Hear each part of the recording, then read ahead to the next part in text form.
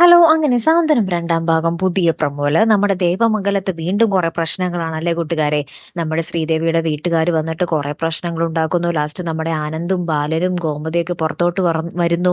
അപ്പൊ നമ്മുടെ എന്താ പറയാ ശ്രീദേവിയുടെ അമ്മ പറയുന്നുണ്ട് നമ്മുടെ ആനന്ദിനെ ചൂണ്ടിക്കാണിച്ചിട്ട്, "ഇവൻ നിന്റെ കഴുത്തിൽ താലി കെട്ടിയവനാണ്. ഇവൻ അങ്ങനെ ഇങ്ങനെയൊന്നും നിന്നെ ഉപേക്ഷിക്കാൻ പറ്റത്തില്ല" എന്നൊക്കെ പറഞ്ഞിട്ട് കുറെ പറയുന്നുണ്ട്.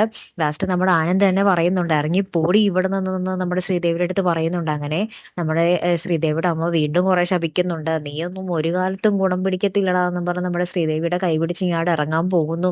അപ്പത്തേക്കും നമ്മുടെ ശ്രീദേവി ആനന്ദിന്റെ കൈ പിടിക്കുന്നു. ആനന്ദിന്റെ കയ്യിൽ നിന്ന് നമ്മുടെ ശ്രീദേവിയുടെ കയ്യിൽ നമ്മുടെ ബാലൻ എന്താ പറയാ പറിച്ചു മാറ്റുന്നു. അങ്ങനെ ഭയങ്കര ഭയങ്കര സീനുകളാട്ടോ.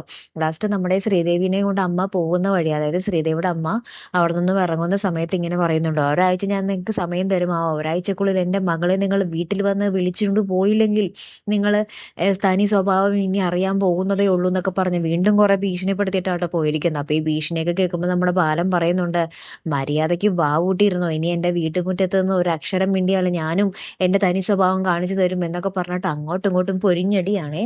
ഇനി എന്തൊക്കെ സംഭവിക്കുക എന്നുള്ളത് കണ്ടു തന്നെ അറിയണം കേട്ടോ. കാത്തിരിക്കാം. അപ്പൊ അടുത്തൊരു വീഡിയോയുമായി വരുന്നത് വരയ്ക്കും ഗുഡ് ബൈ.